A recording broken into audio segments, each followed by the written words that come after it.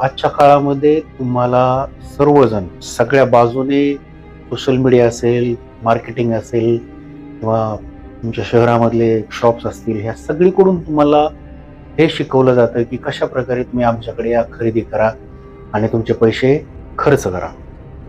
पैसे खर्च करणं हे सगळीकडून तुम्हाला शिकवलं जातं. इनफॅक्ट तो त्यांचा बिझनेस आहे. तुम्ही खर्च केल्याशिवाय त्यांचा बिझनेस चालणार तरी कसा? पण तुम्हाला हे कोणीही शिकवणार नाही, सांगणार नाही, की तुम्ही सेव्हिंग करा, इन्व्हेस्ट करा. माणसं अडखळतात, अडचणी येतात, त्यांना ठेच लागते आणि त्याच्यानंतर समज येते आणि त्याच्यानंतर मग इन्व्हेस्टमेंट, सेव्हिंग करायला सुरुवात करतात. तोपर्यंत त्यांच्या आयुष्यातला खूप मोठा त्यांनी पैसा वाया घालवलेला असतो, खर्च केलेला असतो. हे आपल्या शाळेचं देखील दुर्भाग्य आहे, शिक्षण व्यवस्थेचं देखील, की आपल्या शिक्षण व्यवस्थेमध्ये मुलांना, विद्यार्थ्यांना इन्व्हेस्टमेंटच्या बाबतीत कुठल्याही प्रकारचं शिकवलं जात नाही. कारण का, जर तुम्हाला शाळेपासूनच जर शिकवलं, तर जे उद्योगपती इलेक्शनमध्ये फंडिंग करून निवडणुका लढून राजकारण्यांना निवडून आणतात, त्यांचे धंदे कसे चालणार? जर तुम्हाला शाळेपासूनच हे अवेअरनेस दिलं, तर त्यांचे धंदे चालणार नाहीत. त्याच्यासाठी तुम्हाला हे नॉलेज कोणीही देत नाही. त्याच्यामुळं शहाणं व्हा, माहिती घ्या.